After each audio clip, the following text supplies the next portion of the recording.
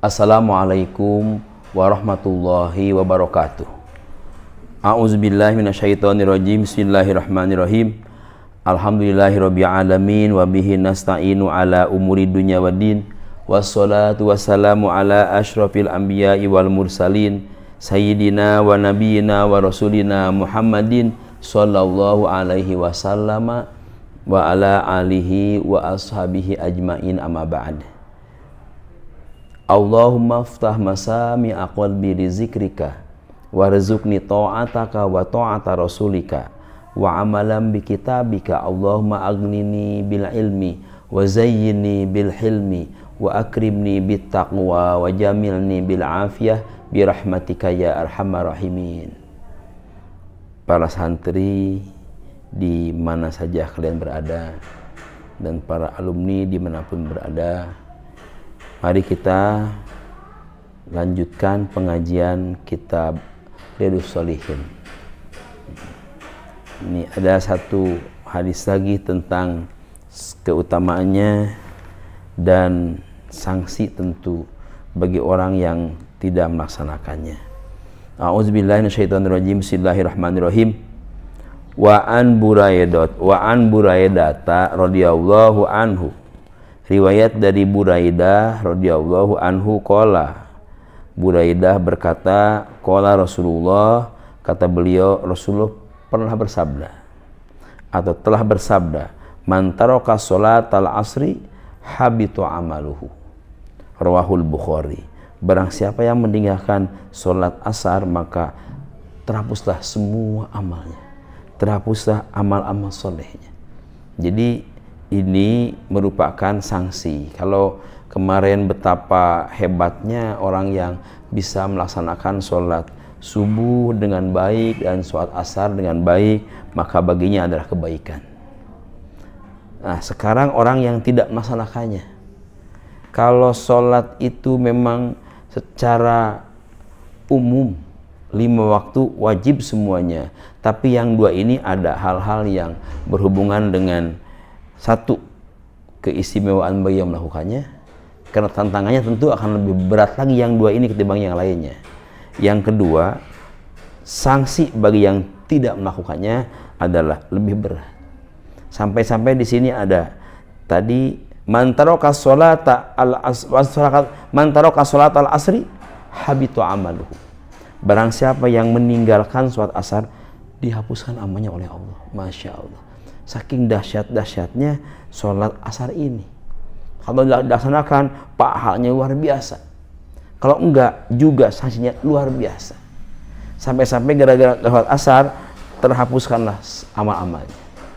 Maka kita berusaha, selagi tidak udzur syara', tidak dalam keadaan yang sangat, dalam arti ada hal-hal yang ditoleran oleh hukum yang boleh, tapi dalam arti bolehnya mungkin di jamak takdim, jamak takhir, atau karena bisa jadi dikodok.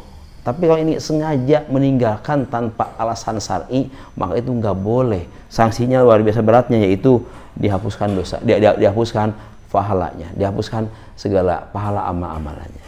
Nah, jadi ini jelas sebuah perbuatan yang jangan sampai kita lalai, jangan sampai kita tidak bisa melaksanakan sholat asar dan sholat subuh.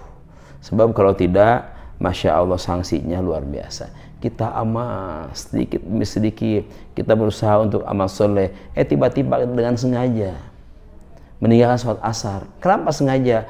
Mungkin sebetulnya waktu ada, tapi dia mengulur waktu, artinya tidak terasa waktunya sudah habis. Saya sedang asik apa begitu, bukan hal-hal yang memang sangat ketat sekali, tapi biasa-biasa aja. Tapi dia merasanya nanti aja, akhirnya lupa, tergelincirlah sholat asar. Bagi dia adalah sanksinya luar biasa, sampai dihapuskanlah amal-amalannya. Nauzubillah.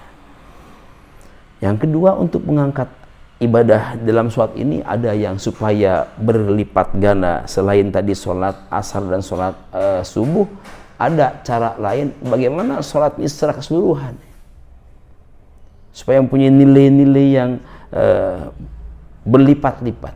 Maka untuk supaya mengandung nilai berlipat-lipat, maka sholatnya diberjamaahkan. Tidak munfarid, tapi berjamaah dia.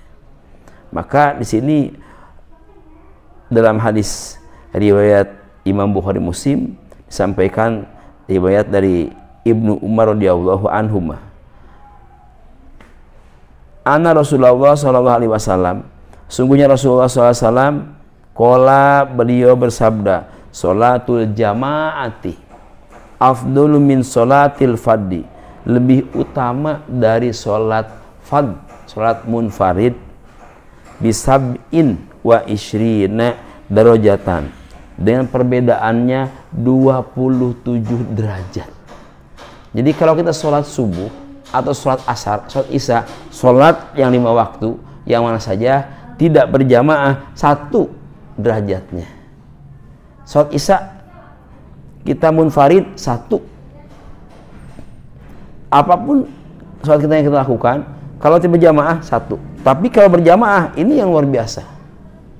Mau sholat asar, mau subuh, mau isya, mau maghrib, mau zuhur, sama. Kalau diberjamaahkan, maka akan meningkat pahalanya, akan meningkat derajatnya, yaitu sampai 27 derajat. Ini dengan lantaran dia melaksanakan sholatnya dengan berjamaah. Nah, kalau berjamaah itu berapa orang sih? Ya minimal 2 orang sudah berjamaah. Maka kalau ada kita lagi di masjid mau sholat nih, ada teman belum sholat, ajak kita berjamaah atau kita ikut dia untuk berjamaah. Kenapa? Sayang itu. Kenapa? Sebab betapa jauhnya pahala sholat yang sendirian dengan sholat berjamaah. Padahal 1 orang hanya 1 derajatnya, tapi kalau 2 orang 27 derajatnya. Kalau ada jamaahnya 10 orang, semua 10-nya kebagian 20 derajat semuanya. Makanya betapa untungnya. Nah, hal ini jangan kita sia-siakan, jangan kita remehkan. Penting kita jadikan sebuah perhatian yang khusus supaya sholat kita menjadi bagus. Maka sholatlah dengan cara berjamaah. Ini kan 27. Kalau 27 ini mungkin saja ada kelemahan-kelemahannya. Misalnya ada yang lemah, saya dipotong deh 2 derajat, ya masih 25 lagi. Ini agak parah nih masalahnya, dipotong lagi 5 misalnya derajat, itu masih ada 20 lagi. Bayangkan, masih banyak. Coba kalau yang 1, udah 1 petot lagi, udah 1 masalah lagi. Akhirnya coba bayangkan, kemana derajatnya? Hilang akan derajatnya. Jadi maka berjamaahlah jalan keluarnya supaya ibadah sholat kita bisa unggul dan kita bisa meraih keuntungan dari sholat berjamaah. Maka diusahakan selama kita mampu, selama kita bisa. Kenapa? Sebab pada prinsipnya sholat itu tidak sulit, tidak membani. Maka sholat jangan sampai dianggap kewajiban deh. Kalau yang pemula mah anggaplah sebuah kebutuhan.